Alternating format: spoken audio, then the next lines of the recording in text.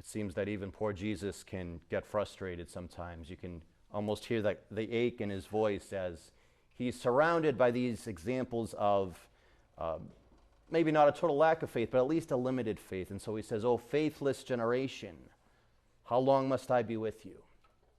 And I have to believe this is coming from a place of, at this point in Mark's gospel, he's probably surrounded by people who have seen him do many great things, who have seen the evidence of his power, the evidence of who he truly is, the evidence of what he is capable of. And so Jesus, no doubt, at this point in his ministry, surrounded by this crowd, perhaps to this same crowd, has proven himself time and time again. And yet he's met with this lack of faith. This man with the son who's possessed says to him, "If you can help me." And Jesus says, "If you can, of course I can." And so he's sort of met with this continued skepticism, this continued suspicion, even though he's proven himself time and time again. And I think that's how a little bit we can approach Jesus as well. We tend to want to maintain that control over our own life, and therefore we have that kind of suspicion of Jesus. We forget too easily of the many ways he has shown his power in our life. He has shown his presence in our life time and time again.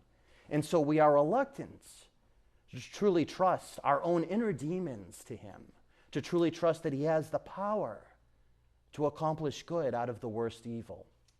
And so we tend to kind of keep him at that safe distance, to not let him have his way in our life completely. We hear at the same time in both the first reading from the letter of St. James and in the psalm as well, the fruits of the way of the Lord, that the fruits of righteousness bring peace, that the precepts of the Lord give joy to the heart. We tend to resist those precepts. We tend to resist the way that Jesus calls us to. And yet the way that Jesus calls us to always brings that peace, always brings that joy. If only we have the humility to let him do so, to surrender that sense of unbelief. As the man in the gospel says, "I do believe, but help my unbelief." The gospel ends with the apostle saying to Jesus, "Why could we not drive out this demon?" Jesus says something kind of curious. He says, "This kind can only come out through prayer." Which to my mind begs the question, well, what were the apostles doing? Were they not praying when they were driving out these demons? And I think perhaps maybe they weren't. Maybe because Jesus gave them the power to drive out demons, they got a little too used to their own power. And they forgot the most important thing, which is that all power comes from God. Jesus did everything. He drove out demons with total dependence on his Heavenly Father. He was always in that state of communion with his Heavenly Father, and therefore he was always in that state of prayer with his Heavenly Father.